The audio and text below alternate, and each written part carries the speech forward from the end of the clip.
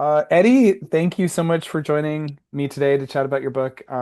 We're really excited to be reading The Tiger and the Cosmonaut as part of the Violet Hour Book Club. Thank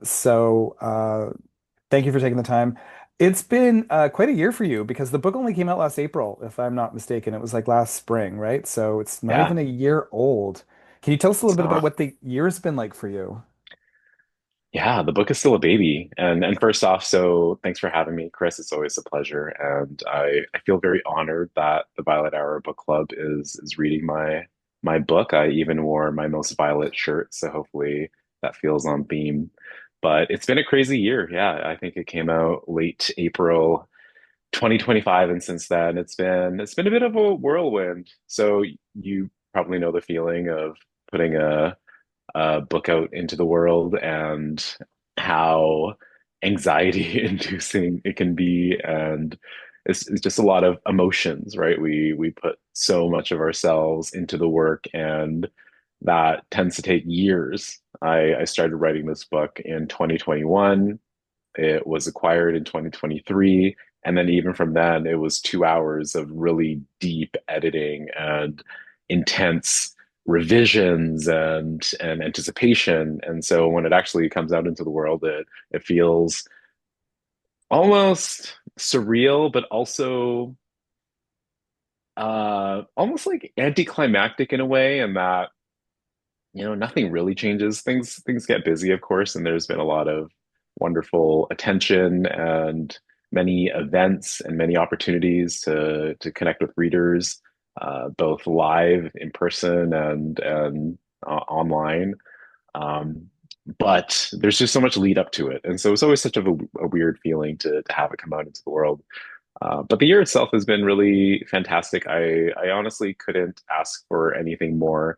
My overall philosophy with releasing a book is to to keep my expectations low, right? I think it's just So such an important. immense achievement. Exactly, Yeah. right? Like I believe in under promising, over delivering, and I try to apply that internally as well. And so I try not to dream about what might be and what I wanted to achieve. I think just releasing any work into the world is such a meaningful and gargantuan accomplishment in and of itself. And so I tend to just enjoy the moment. I love celebrating all the little wins. So every time there was a little mention of the book, whether it's, in someone's social media post or a national outlet, I would celebrate that just with equal vigor. And there were many opportunities to celebrate along the way. So it's been a really uplifting year when it comes to how the book has been received, and I've just been really happy to share it with readers. I mean, one of their big things, it was shortlisted for the Giller, so congratulations on that, and this is also you jumping to, I guess you can kind of say like more of from maybe an indie press to one of the mainstream presses in Canada, and I think back to like, I can remember when after Elias, your first book came out in 2020, this was during the pandemic. I helped launch your book as well. We were like this on Zoom. Both of us had books, I think, that year that we were launching on Zoom. So can I ask you, you've published two books since After Elias, your first book that came out. Can I ask you how you've grown as a writer, maybe since those days? What have you learned? I've it feels so different, and yeah, I you'll always have a very special spot in my heart and in my publishing career, just because you were there from the very beginning, hosting my virtual book launch when I had to cancel all of the in-person book celebrations because it was in 2020, and you very graciously stepped up and agreed to host the virtual launch party, which was a really emotional and very happy event for me. I haven't recorded, and every now and again I still watch the recording just because it was a very special time in my life, despite the chaos happening in the world. And how I've grown as a writer, so I think I've grown immensely. One thing that I'll say is I do miss younger Eddie pre-publication, pre-book deal, pre-agent, that younger writer who was in the thick of this, writing this novel, his first novel, simply because at that time I had no idea whether what I was writing was going to be readable, let alone publishable. I just had the story that I needed to get out, and I felt so deeply immersed in it. And and I did so without having all of these other voices in my head, uh, altering the creative process. So, now a few years down the line, I I know too much in a way. I Whenever I'm writing anything, I can't help but hear what my agent is saying to me on one shoulder and what my editor is saying to me on the other shoulder. And it can be challenging to keep my mind from being polluted by what I know about marketing, what's marketable, and publishing trends, and what my publisher expects and wants to see. And so all of those external factors can be unconducive to the creative process in a way. And so sometimes I miss the blissful ignorance that I had back when I was writing After Elias. That being said, I think I have grown immensely as a writer. I've grown in confidence. That's something that I've heard from many of my closest readers, including my husband, Thomas. My writing, it just has become more confident, and I've tried, I very deliberately and intentionally have been honing my craft. I think the learning and the growing never ends as an artist, and that's something that I fully embrace, and I aspire to be the best writer I can be, and it's a gradual journey to get there. Um, and I'd say I've also learned to be less precious with my writing. I remember back in, the earlier days, I was so terrified that someone would write a story with a similar premise as mine, or, I was worrying about things that just I didn't have any control over, and I've really let that go. I've become a lot less cagey about my work, and I've really come to accept that ideas are a dime a dozen. It's really in the execution where the magic happens, and so I've become less precious in that way. And I've also begun to trust my instincts more.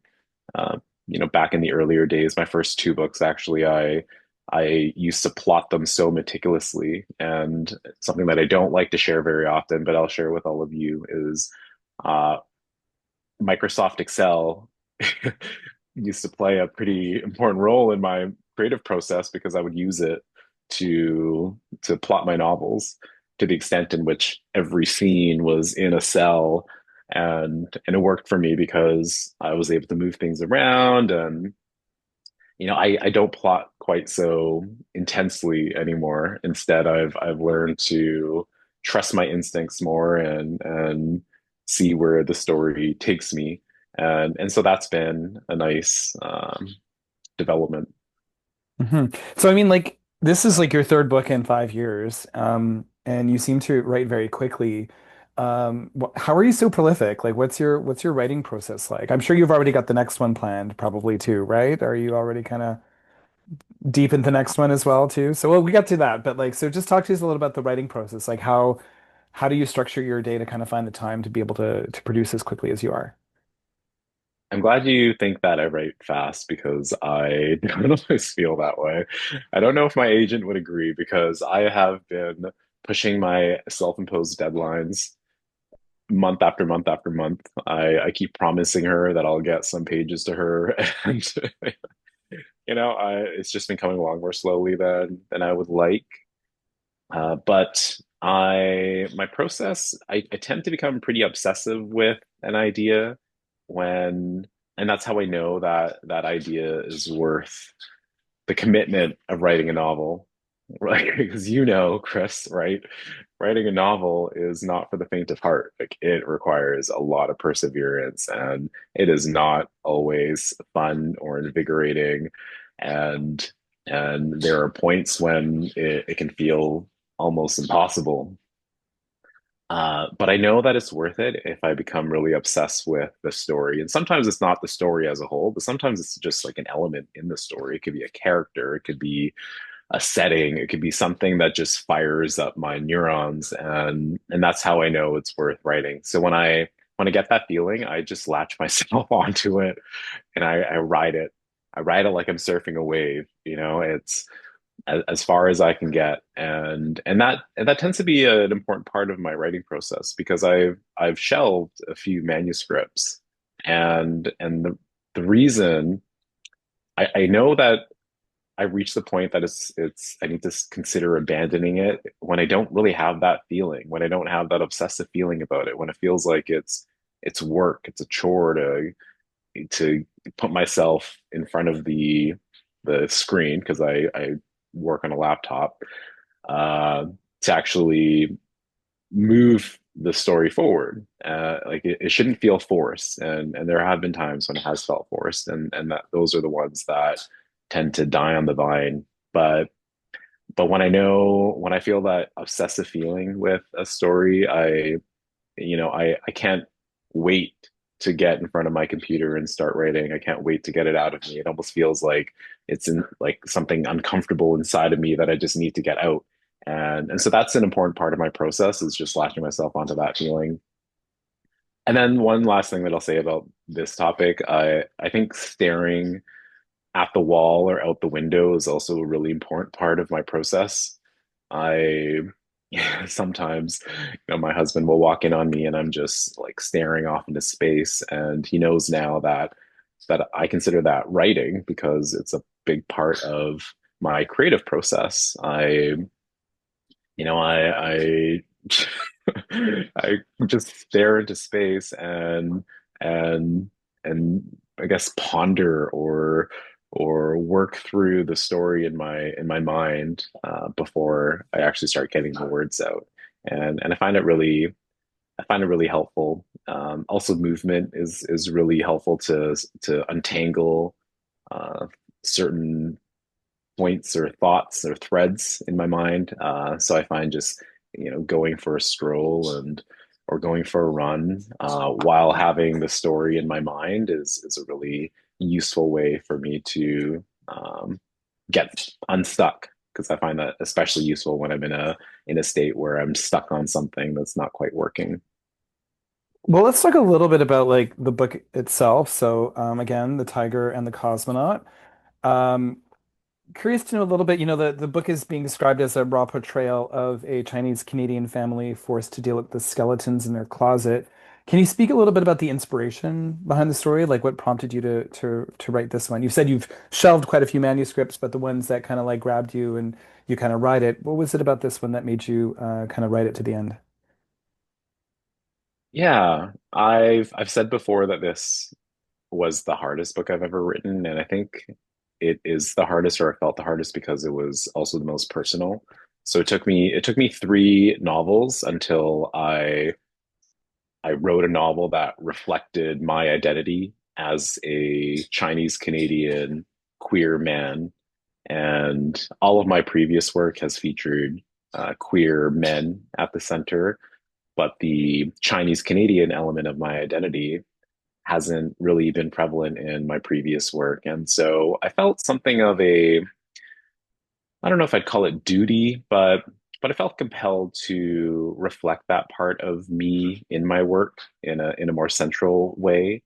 And so I wanted to write a story about what it's like being a second generation Canadian, and in my case, a second generation Chinese Canadian, because it is a very distinct experience. It's if I were to describe the feeling, it's akin to feeling caught between cultures, being caught between the expectations of my parents and my ancestors in terms of upkeeping their heritage and their culture, while also wanting to, in many ways, assimilate. And that's something that was very true in my childhood. I grew up in the suburbs of Vancouver and I felt as Canadian as anyone else, but I was constantly reminded that I wasn't by everyone around me, right? And at the time, I just wanted to be like everyone else. I wanted to assimilate, and I grew up in this country, and so naturally I grew up with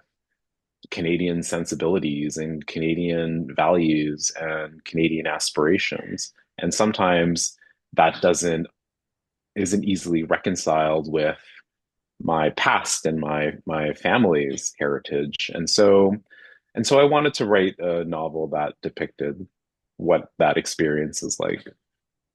At the beginning of the book, there is a letter that you write to the reader in which you kind of describe how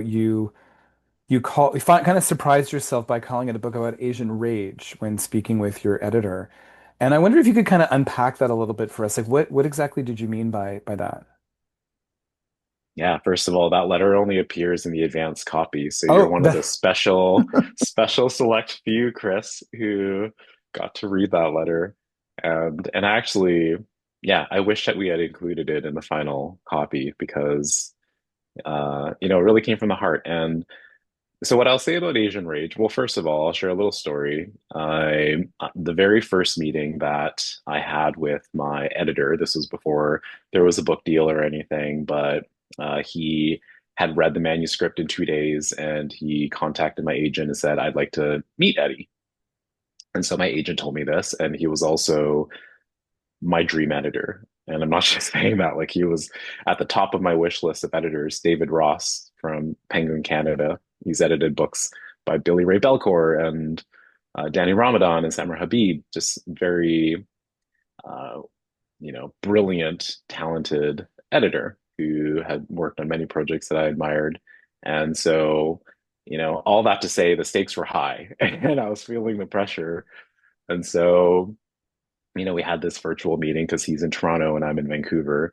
And it kind of felt like a blind date, but a blind date with my mother also there because my agent, Rachel, was also in that meeting.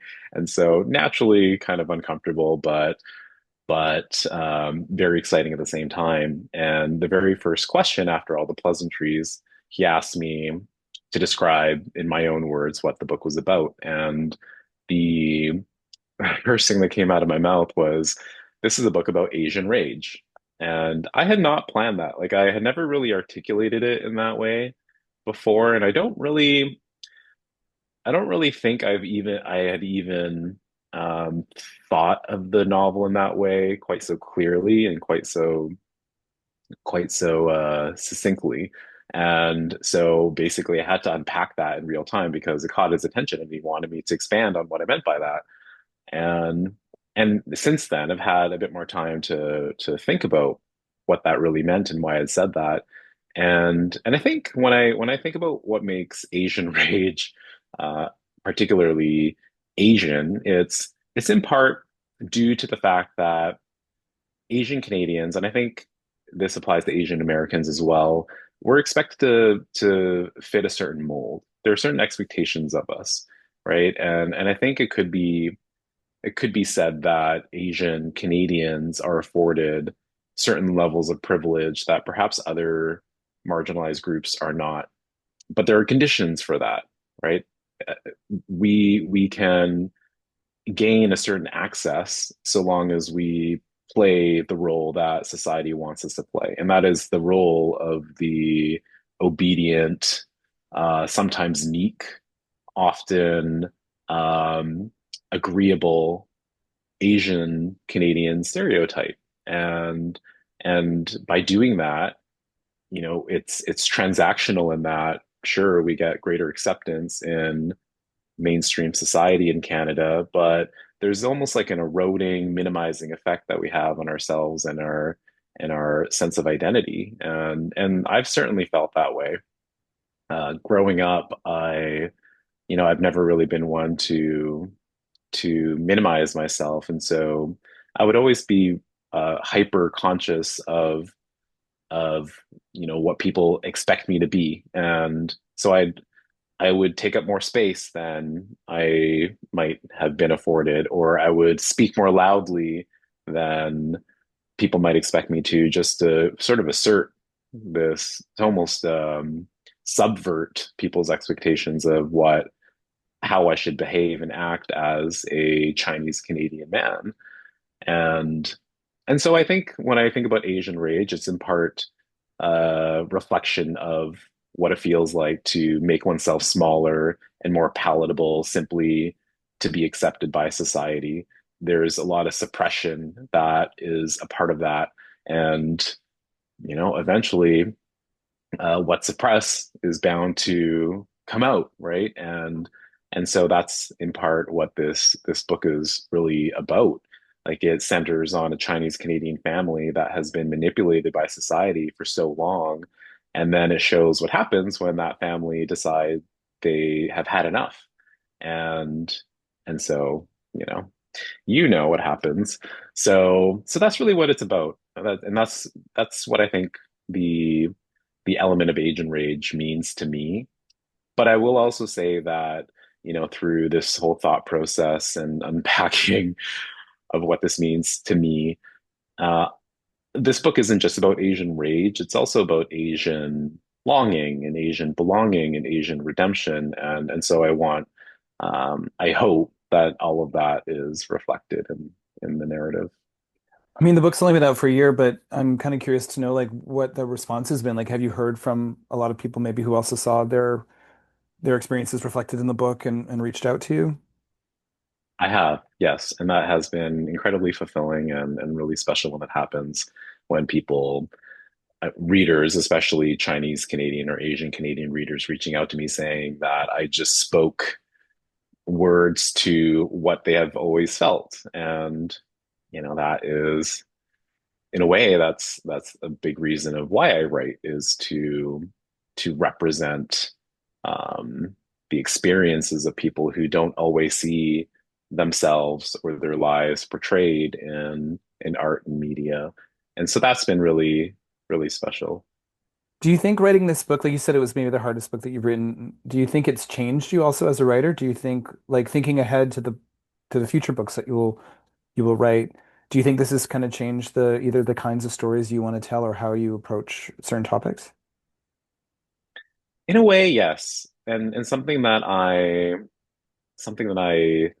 believe is I don't want to be pigeonholed into writing books about Chinese Canadian queer experiences, right? I think an adverse effect of this book gaining as much attention as it has is some in the industry and readers may expect me to be this voice of second generation Chinese Canadians. And though it's an honor, I don't know if that's what I want to be known for either. And so that's something that I have been wrestling with.